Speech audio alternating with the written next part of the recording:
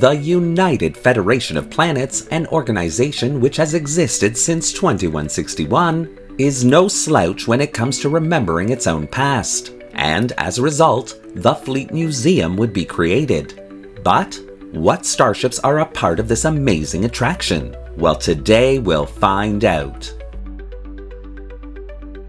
Hello and welcome to a very special episode of Truth or Myth Beta Canon, a Star Trek web series that dives into the history of any given topic using beta canon sources and my own imagination to fill in the gaps. In today's episode, we're taking a look at the starships of the Fleet Museum as laid out in Season 3 of Star Trek Picard to better understand their place in Star Trek history.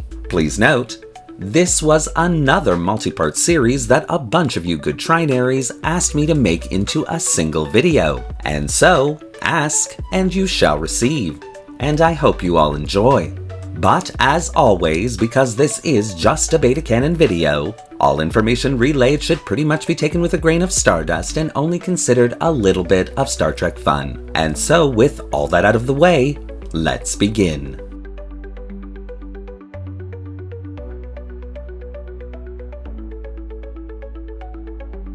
Starfleet's first true Warp 5 and exploratory vessel class, the NX class would become one of the most famous starship classes in Starfleet history.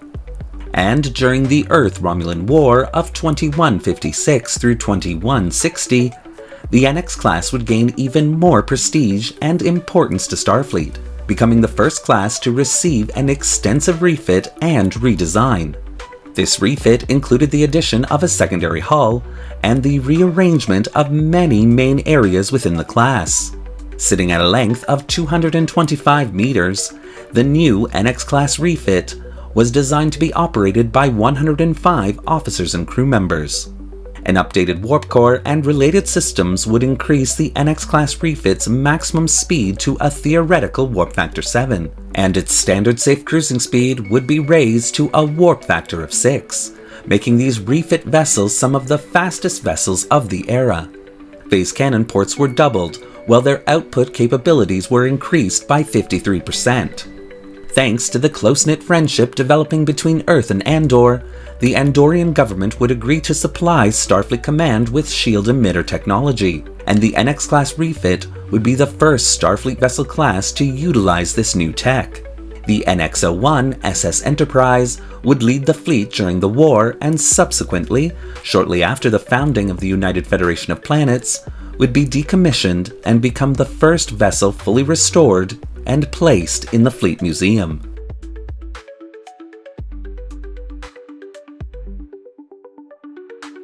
With the amazing breakthrough of duotronics in the early 23rd century, would come a plethora of new starship classes, starting with one of the most famous starship classes of the century, the Constitution class. Launched in 2244 and sitting at a length of 288.6 meters, the Constitution class was designed to be operated originally by 200 officers and crew members, but later with advancements in duotronic technology, this number would be increased to 430 officers and crew members. Having a standard cruising speed of warp factor 6 and an emergency maximum speed of warp factor 8, the Constitution class would quickly become one of the fastest starship classes in the fleet. Her elegant lines and superior technology would even become the basis of countless starship designs, as Starfleet redefined its entire fleet based on this class. But by the mid-2260s, the Constitution class was beginning to show its age, with several vessels of the class either lost or destroyed. As a result, Starfleet Command would undertake the highly successful Constitution-class refit program, designed to breathe new life into this Federation favorite design, and subsequently would again begin to redesign its entire fleet based on that update to this classic starship design.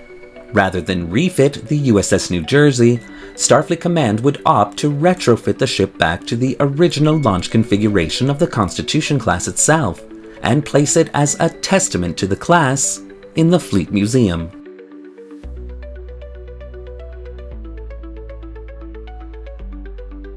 Designed as a complement to the Constitution class, the Pioneer class would quickly make a name for itself as a workhorse of the United Federation of Planets. Originally designed for minor missions within the Federation, the Pioneer class began to be utilized for several larger missions, outperforming various other classes originally designed for those aforementioned missions. Sitting at a length of approximately 222 meters, the Pioneer class would be designed to be operated by 150 officers and crew members. The Pioneer class would have a standard safe cruising speed of warp factor 4.5, with an emergency maximum speed of warp factor 6, though many Pioneer class starships would exceed this speed, reaching all the way up to warp factor 7. Equipped with the latest phaser beam emitter technologies and photon torpedo launching systems, the Pioneer class could almost stand toe-to-toe with its Constitution class big sisters. Only its smaller size and lower crew complement would hold this powerhouse class back from being a true exploratory style vessel. After the successful Constitution class refit program, the decision would be made to decommission the USS Pioneer itself and place it in the Fleet Museum as a testament to that era of Starfleet history and a reminder to all that not all hero ships are long-range vessels exploring the final frontier.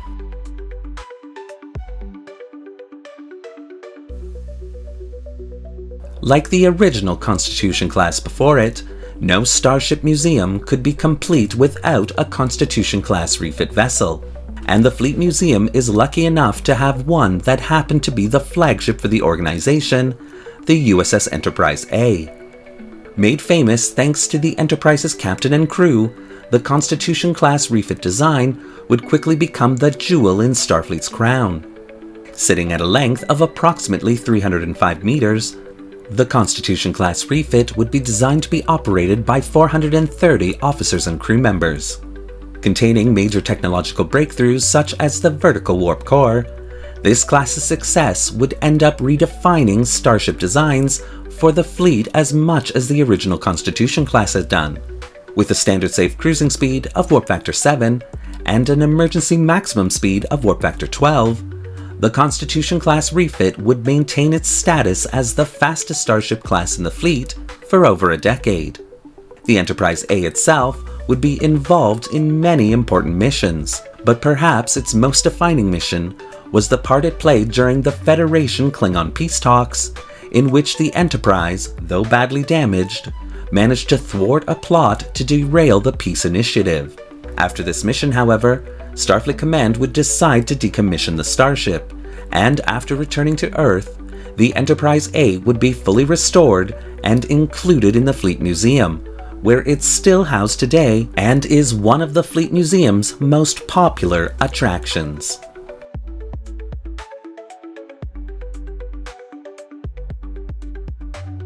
After the success of the Constitution class refit program via the newly refit USS Enterprise, Starfleet Command would begin a program of redefining its entire fleet based on that design.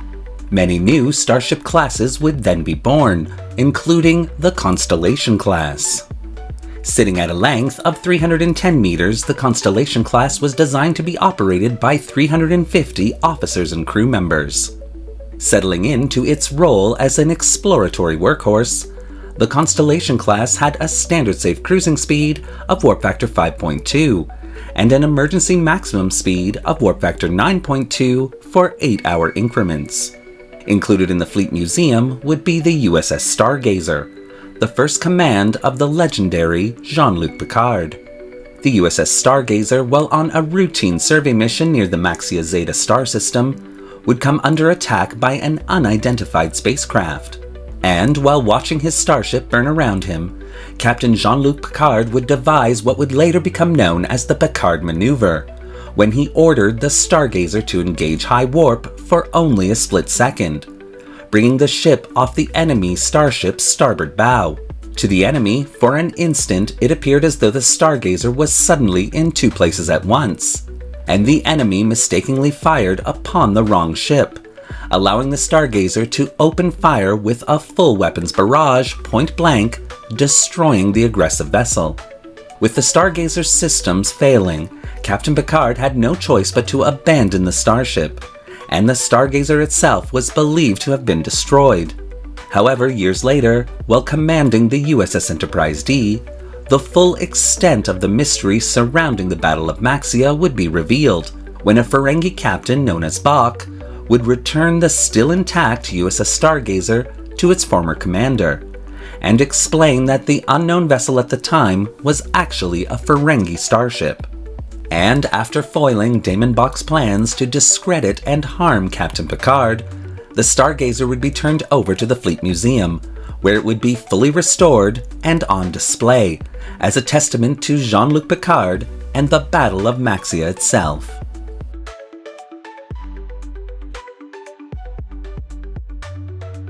Created at first as the Great Experiment, the USS Excelsior would, for a time, hold the hopes and dreams of both Starfleet and the Federation's public for a starship class that could break the transwarp barrier. Unfortunately, the USS Excelsior would fail to realize that dream, with almost a century to pass before the transwarp barrier would finally be broken. Yet, so much engineering information was garnered from these experiments that Starfleet Command would even end up rewriting its own warp scale, which would be implemented in the early 24th century. After declaring the transwarp project a failure, Starfleet Command would also re-examine the Excelsior-class design itself, making the decision to refit the vessel with more standardized technology, instead of simply scrapping the starship, and this decision would prove to be one of the best decisions Starfleet could have ever made. Sitting at a length of approximately 467 meters, the Excelsior class was designed to be operated by 750 officers and crew members. With a standard safe cruising speed of warp factor 8 and an emergency maximum speed of warp factor 12 pre-new warp scale, the Excelsior herself would prove to be an amazing design, one which would last over a century before receiving a design refit to bring her more in line with starship designs of the time. Under the command of Captain Hikaru Sulu, the USS Excelsior would participate in several successful missions that made her captain and crew almost as famous as Sulu's previous captain, James D. Kirk.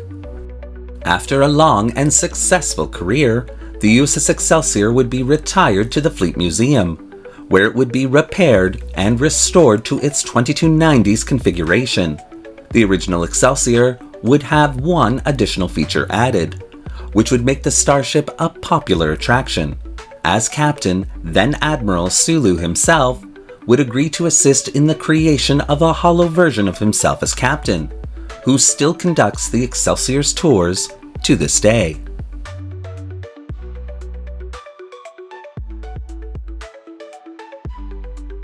Included in the Fleet Museum would be the Nebula-class USS Lexington, a vessel which led the charge during the Battle of Sector 001 against the Borg Collective, and as a result was considered a plum assignment for cadets graduating the Academy.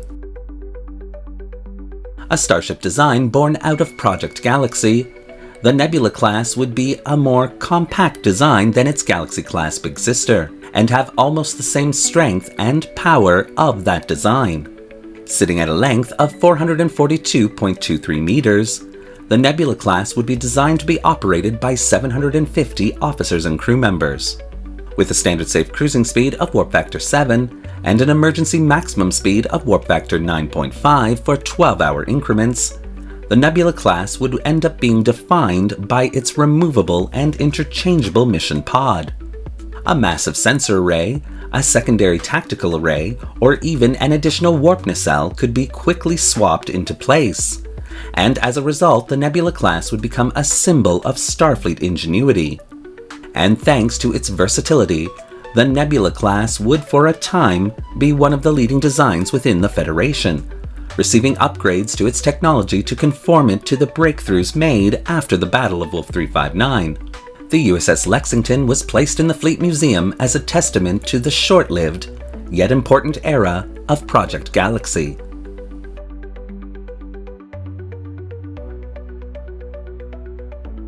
Another symbol of the Project Galaxy age, the Akira class would quickly become a hero class of the Federation, as evidenced by the inclusion of two vessels of the class, the USS Sentinel, the original representation of the class, and the USS Wershing.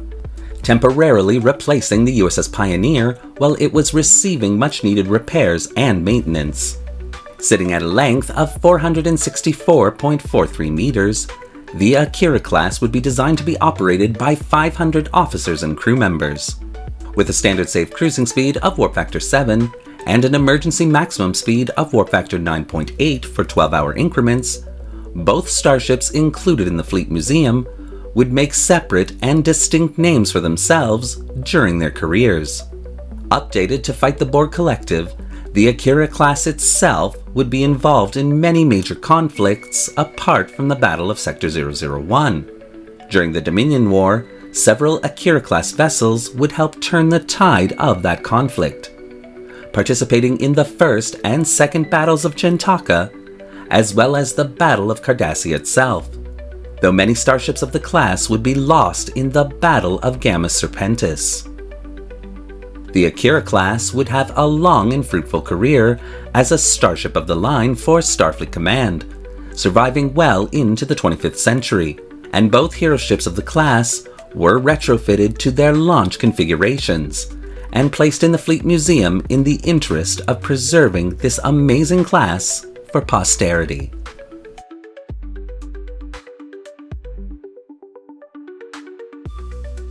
With the Battle of Wolf 359 fresh on its mind, Starfleet Command would push its starship development teams to create and construct new vessel classes designed to fight and win against the Borg Collective.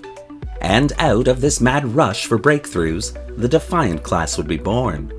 Sitting at a length of 170.68 meters and a width of 134.11 meters, the Defiant class would be Starfleet's first attempt at a true warship, and designed to be operated by 50 officers and crew members.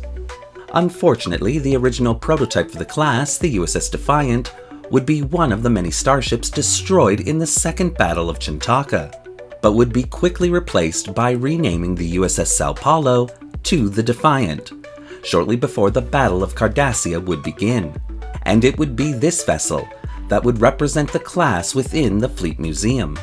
Rather than simply naming the new Defiant the Defiant A, Starfleet Command would give special dispensation to its captain, Benjamin Sisko, to simply keep the original registry number without adding any letters to it, something rarely done in Starfleet history. The Defiant class had a standard safe cruising speed of warp factor 6, with an emergency maximum speed of warp factor 9.982 for 12-hour increments, 4 pulse phaser cannons, 2 phaser emitter arrays along with 2 torpedo launchers would be the primary armaments of the class, with the pulse phaser cannons being a new technology developed for the class to once again fight the Borg. The Defiant class would be heavily protected, beginning the trend of reinforcing starship hulls of the era with ablative hull armor and multispectral regenerative shielding. The Defiant class would serve Starfleet well, engaging in most of the major battles in the Dominion War, along with the Battle of Sector 001 and the Battle of Gamma Serpentis, where many ships of the class would unfortunately be lost. The Defiant class and the USS Defiant itself, however, remains a staple in the minds of Starfleet officers and cadets throughout the Federation and beyond, as a clear example of both Starfleet's might and ingenuity.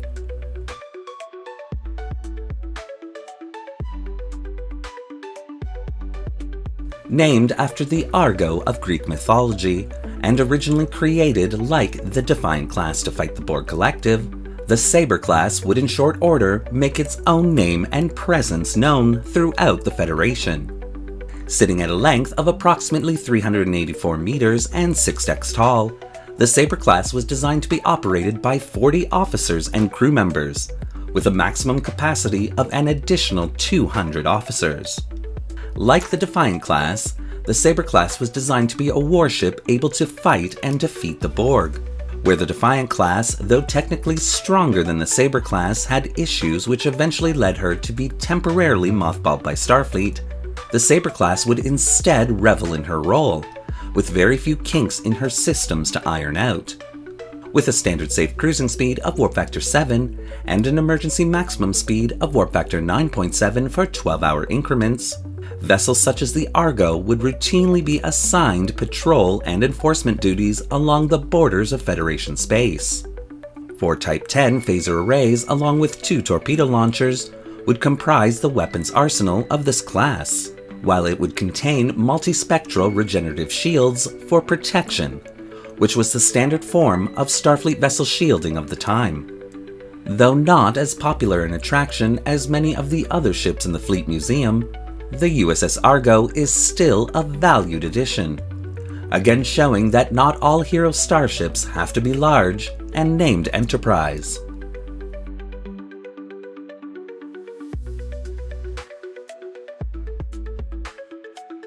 One of the most famous starships in Starfleet history, the USS Voyager, Intrepid class, would make a name for itself after successfully returning to Earth after 7 years stranded within the Delta Quadrant. Under the command of Captain Kathryn Janeway, this small and lone starship would travel 75,000 light-years, facing off against Kazon, Hirogen, and even the Borg to successfully return home. Sitting at a length of 344 meters and 15 decks tall, the Intrepid class was designed to be operated by 150 officers and crew members.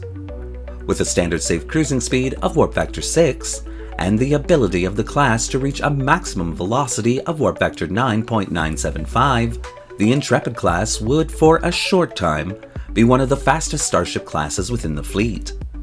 14 Type 10 phaser emitter arrays along with 5 torpedo launchers would be the armaments of this class, while the latest in multispectral regenerative shielding would provide the class with maximum protection. The Intrepid class would also be one of the first classes to utilize bioneurocircuitry, a computer technology which allowed the Intrepid class vessels a faster response time than its isolinear computer technology counterpart.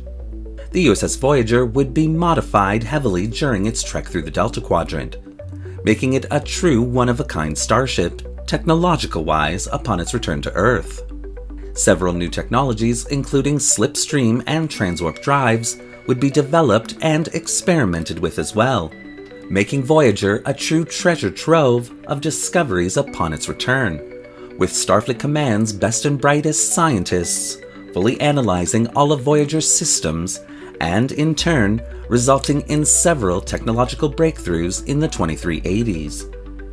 The USS Voyager would be decommissioned in short order and added to the Fleet Museum as one of its prized attractions, with a holographic Captain Kathryn Janeway included on the vessel, programmed to conduct the vessel tour, along with answering any questions the public might have about its journey through the unknown.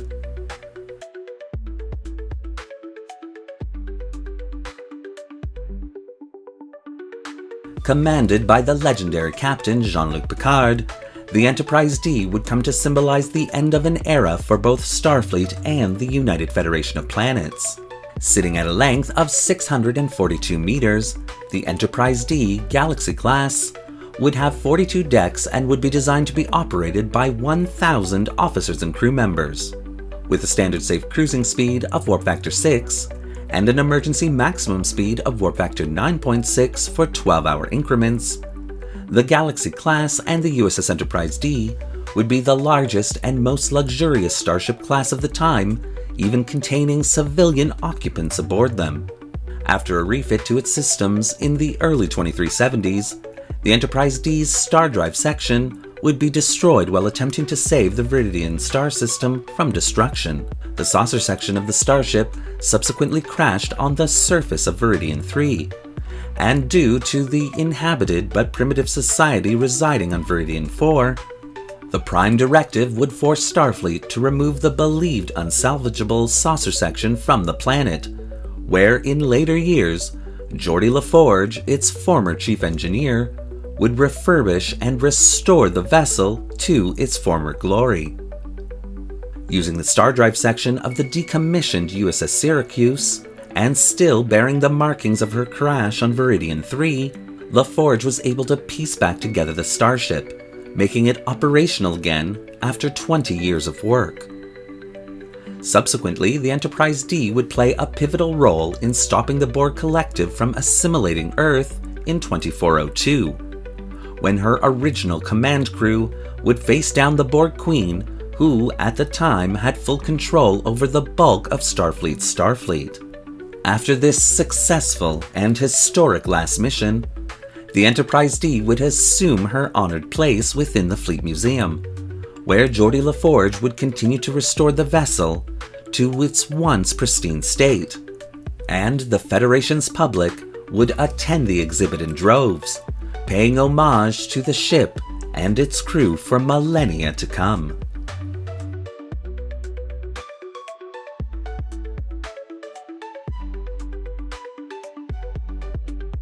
Wanting to reassert some dominance across the Alpha and Beta quadrants, and to make up for its humiliating defeat during the Earth-Romulan War, the Romulan Star Empire would birth this iconic design to herald in a new age for Romulus.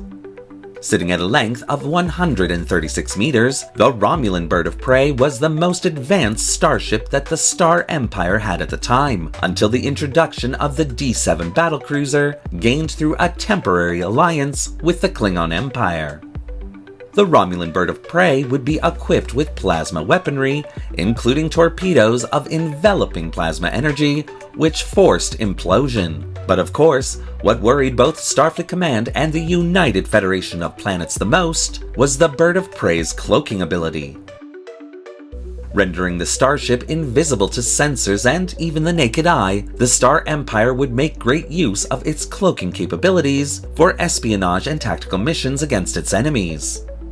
The construction of the Talis-class Bird of Prey almost brought the Federation to war with the Star Empire for a second time, when in 2266, a lone Romulan Bird of Prey would cross into Federation space, wreaking havoc, destroying several neutral zone border outposts, all in a bid to prove the Star Empire's superiority over Starfleet.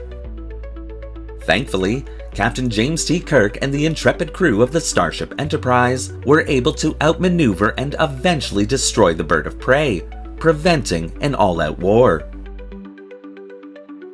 The Star Empire would continue to improve their Bird of Prey design, updating, refitting, and re-engineering the entire Starship class until the destruction of Romulus and the collapse of the Star Empire itself in 2387.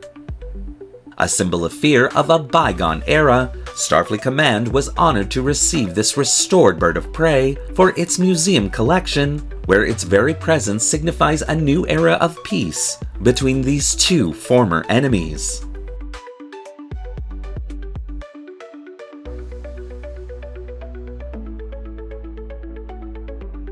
The Klingon Empire has been using the basic Bird of Prey design since as far back as could be remembered, but perhaps the most famous Bird of Prey for the Federation would be none other than the HMS Bounty.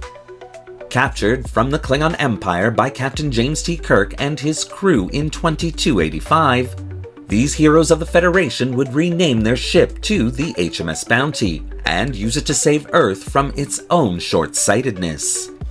Traveling back in time to 1986, Kirk and company would use all their various skills to acquire 2 humpback whales, bring them forward in time, all to stop an orbiting probe whose signals were having a devastating effect on the human homeworld. Once back in the 23rd century, the HMS Bounty would crash into the San Francisco Bay, where Kirk would release the humpback whales, and after a short time communicating with them, the alien probe would indeed leave Earth behind. Sitting at a length of 110 meters, the HMS Bounty was designed to be operated by a dozen officers and warriors. Capable of atmospheric flight, as well as being armed to the teeth, the HMS Bounty would quickly become a hero starship design in the eyes of the Federation's public, thanks once again to its successful mission to the past. Unfortunately for Starfleet, however, after order had been restored to the planet, the HMS Bounty would become very hard to find, as its cloaking device would become active, making it invisible at the bottom of the San Francisco Bay. But once located, the HMS Bounty would be moved to the Fleet Museum and be completely restored, where it holds its honored place to this day.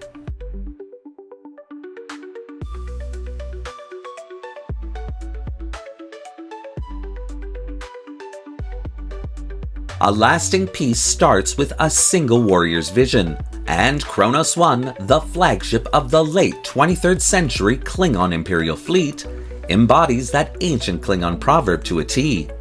Sitting at a length of 350 meters, Kronos 1, a modified Katinga-class battlecruiser, would be designed to be operated by 450 honorable warriors and crew members. Like most starships within the Klingon Navy, Kronos 1 was both well-armed and capable of cloaking itself. Designed as the command ship for the Chancellor of the Klingon High Council, Gorkon himself would travel aboard her for peace talks with the Federation. After the destruction of the Klingon rune Praxis, began the slow poisoning of the atmosphere of the Klingon homeworld. Escorted by Captain James T. Kirk and the crew of the Enterprise, sadly Gorkon would be assassinated by elements opposed to the peace process, all in the hopes of derailing it entirely. Thankfully, that wouldn't happen, and the Enterprise would uncover and stop a conspiracy which included a Klingon bird of prey capable of firing while cloaked, as well as a joint endeavor between Federation, Klingon, and Romulan operatives to collapse the peace process. And Kirk, saving the day, would begin the decades-long negotiations towards friendship and cooperation now enjoyed by both sovereign cosmic governments. After its decommissioning in 2335, Kronos 1 would eventually be given to the Federation to be included within the Fleet Museum. And although mostly restored to its original configuration, the corridor leading from the transporter bay to the Chancellor's stateroom, along with the stateroom itself, have been left in their current state, as they still contain the original phaser burns from the assassination of Gorkon, the Klingon Empire preserving them as a sort of badge of honor. As part of the Fleet Museum, Kronos 1 receives many visitors from both the Klingon Empire and the Federation, all wanting a glimpse into the historical and honorable battle for peace between these two once great enemies. Well, there you have it. Thank you for watching today's episode of Truth or Myth Beta Canon. What do you think of the various starship classes included in the Fleet Museum? Are there any starship designs you'd like to see added? Do you want to see more videos like this one? Well, leave your comments in the section below, and don't forget to like the video and subscribe to the channel, hitting that little bell icon so you won't miss a single video we release. Want to help the channel preserve the history of Starfleet and the Federation? Then consider becoming a channel member subscriber or a channel patron. Both a major help that allows this channel to purchase resources and 3D models to keep it going. The link to both memberships is in the description below. Thanks again for watching. Live long and prosper.